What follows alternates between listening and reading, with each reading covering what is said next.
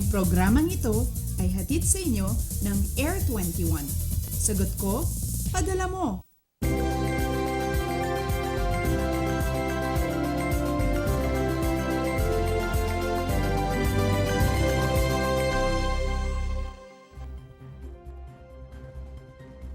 Mayad nga temprano Luzon, maayong buntag Visayas, Mapia, Kapipita, Mindanao. Good morning sa mga mommies at daddies na naghahanda na ng almusal ng kani-kanila mga anak na maya-maya lamang ay papasok na sa paaralan. Nako, ilang paaralan po at syudad ang nag-anunsyo ng suspensyon ng klase ha. Maya-maya papasadahan natin ang mga listahan ng mga yan at iba pang latest sa lagay ng panahon. Ito po ang Panahon TV na mula Lunes hanggang Linggo unang maghahatid sa inyo ng lagay ng panahon. Sa bayan din po kaming napapanood online. Yan po ay sa pamamagitan nitong www.ptv.ph. Ako po ang muli ninyong makakasama at maghahatid sa inyo ng mga dapat ninyong malaman sa lagay ng panahon ngayong araw ng Biyernes, July 8, 2016. Ako po si Desiree Jonio. Bago po ang lahat, Bagyong Butchoy lalo pang bumagal habang tumatahak sa direksyon patungo sa Taiwan. Kanina ngang alas 3 po ng umaga, huli po itong namataan. Yan po ay sa layong 195 kilometers hilaga po yan ng Itbayat sa Batanes. Taglay po nito ang lakas ng hangin umaabot na sa 205 kilometers kada oras at pugsong pumapalo naman sa 240 kilometers per hour. Inaasahan po natin itong patuloy na pagkilos niyan. Yan po ay sa direksyong west at sa west-northwest, sa bilis po yan at 13 kilometers bawat oras. Sa ngayon po nakataas itong Tropical Cyclone Warning Signal number 2 sa susunod na mga lugar. Kabilang po dyan itong bahagi ng Batanes Group of Islands. Ibig sabihin po, pinag-iingat sa 61 hanggang sa 120 kilometers per hour na lakas ng hangin. Sa susunod na 24 oras yung mga residente. Signal number 1 naman yung nakataas sa Babuyan Group of Islands kung saan bukod sa malalakas na pag-ulan, inaasahan din natin yung bugso ng hangin na posibleng umabot sa 30 hanggang sa 60 kilometers per hour sa susunod po yan na 36 na mga oras. Ayon po sa Pag-asa, kung hindi magbabago yung kanyang bilis at direksyon, inaasahan po nating lalabas itong binabantayan nating bagyo pagsapit po yan ng araw ng Sabado. Asahan naman natin yung katamtaman hanggang sa malalakas na pag-ulan. Dito po yan sa mga lugar na sakop nitong 650 kilometers na diameter ng nasabing bagyo. At dahil pa nga rin dito kay Butchoy nakataas yung gale warning. Dito po yan sa may seaboards itong Northern Luzon hanggang dito po yan sa may Southern Central at sa Southern Luzon. Ibig sabihin po niyan bawal pumalaot yung mga may maliliit na sasakyang pandagat dahil inaasahan natin yung maalon hanggang sa napakaalong lagay ng karagatan dito yan sa nasabing bahagi ng Pilipinas. Samantalang kahapon nagpatuloy naman sa pag-iral itong hanging habagat na pinalakas pa ng ating binabantayang bagyo. Kahapon po naging dominante yan dito sa buong Luzon hanggang dito sa may western section nitong Visayas. Inaranasan kahapon yung maulang panahon dito po yan sa may Batanes Group of Islands habang may ulan na kasamang may pagbugso ng hangin yung naranasan ng ating mga kababayan sa katabing isla yan ng Babuyan. Naranasan naman po yung monsoon rain sa mga lalawigan nitong Cavite hanggang dito sa may Batangas, pati na rin sa may bahagi nitong Zambales, Bataan at sa may Occidental Mindoro at sa Panay Islands. Occasional rains naman yung ating naranasan dito sa atin sa Metro Manila, gayon din sa natitirang bahagi nitong Luzon hanggang dito po yan sa may buong bahagi ng Visayas, pati na rin sa may Zamboanga Peninsula.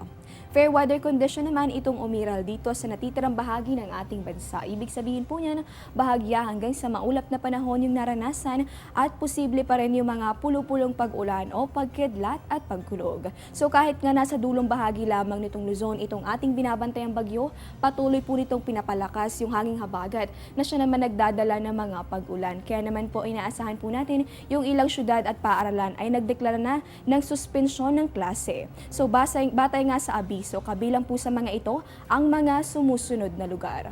Unang-una po, suspendido ang klase sa lahat ng antas, dito yan sa may Bataan, Olongapo City at sa may Subic.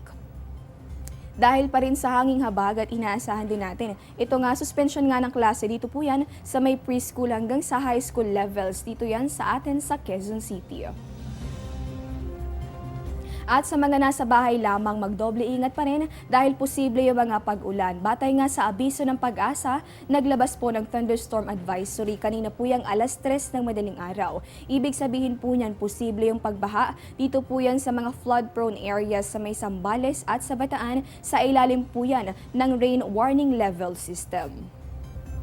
Inaasahan naman itong baha sa mga mabababang lugar. Dito po yan sa may bahagi ng Cavite, Batangas at sa may Pampanga na nasa ilalim naman itong yellow warning level.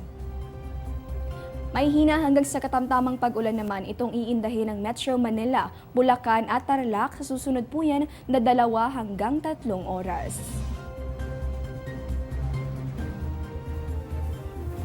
At ito, panghuli na lamang po, makakaranas pa rin ng 2 hanggang sa 3 oras na pag-ulan itong Rizal, Laguna at probinsya ng Quezon. Astronomical data naman tayo sa mga maagang gumising para mag-stroll sa UP Diliman o kaya naman sa Rojas Boulevard o sa Quezon Memorial Circle. Ang ating pong sunrise over Metro Manila, yan po ay ganap na 5:33 AM at ang sunset naman pagtungtong ng 6:30 ng gabi. Ang ating naman pong moonrise, yan po ay sa ganap na 8:52 AM. Ang moonset naman pagsapit ng 9:34 ng gabi. At sa ating namang phase of the moon, alam nyo bang waxing crescent moon, yung ating kasalukuyang lunar phase? Sa ganitong pong phase, kalahati ng buwan yung nakatatanggap ng liwanag mula sa araw. At alam nyo ba, tinatawag din po itong young moon kung saan ang buwan ay nakikita sa kanluran matapos ang sunset. Ang terminong waxing po ay nangangahulugan ng increasing kasabay po yan ng pagdadagdag ng liwanag ng buwan. Sa ating mga kababayang papalaot mamaya, ayon po sa NAMREA, ang high tide along Manila Bay posible po yung umabot sa 1.26 meters ganap na 12:01 PM at pagsapit naman ng 8:50 ng gabi, inaasahan natin ang low tide aabot yan sa 0.3 meters sa nasabing oras.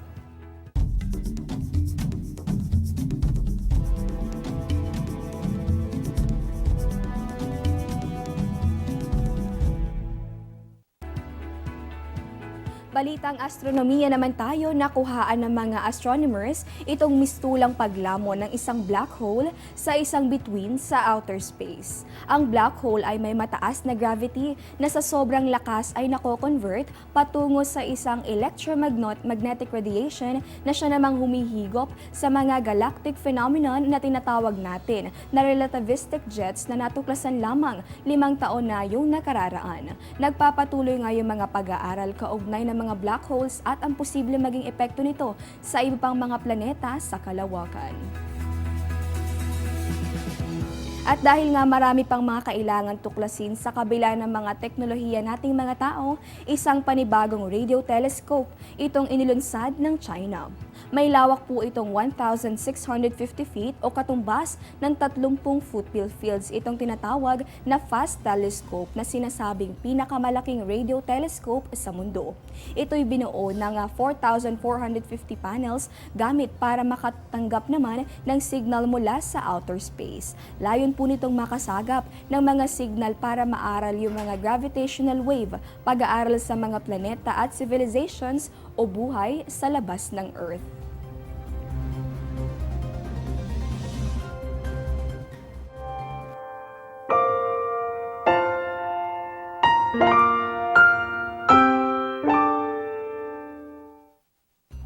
Samantala, umakyat na nga sa 272 yung nasawi sa tinaguriang pinakamalagim na single bombing event sa huling 10 dekada sa Iraq.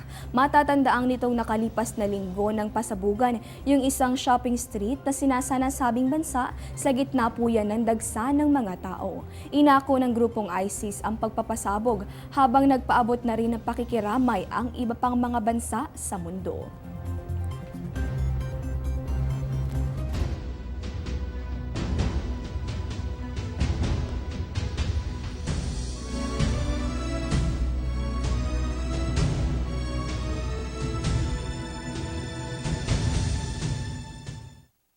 Samantala, mahilig ka bang mag-travel at nag-iisip na ngayon ng iyong susunod na destinasyon abroad? Naku, baka matulungan ka ng pumili sa itong nakakalalabas lamang na listahan ng World's Top 10 Cities. Kabilang sa mga ito ang Charleston sa may South California, maging itong Chiang Mai sa may Thailand, San Miguel de Allende sa Mexico, Florence, Italy, Luang Prabang sa Laos, Kyoto sa lugar po yan ng Japan, New Orleans sa may bahagi nitong Louisiana, at sa may Barcelona sa Spain. Kasama rin sa listahan itong Savannah sa may Georgia at Cape Town sa South Africa.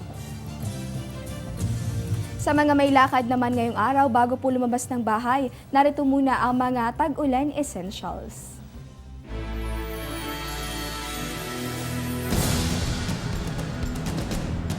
Mga dapat dalhin ngayong panahon ng tag-ulan. Laging magbitbit ng payong at raincoat. Magsuot ng waterproof na bota upang maproteksyonan ang paa sa baha. Magdala ng towel bilang pamunas kapag nabasa ng ulan. Mahalaga ang first aid kit para maibsan ang karamdaman o maiwasan ang mas grabeng pinsalang dulot ng aksidente. Tandaan na tuwing panahon ng tag-ulan, iba yung pag-iingat ang kailangan.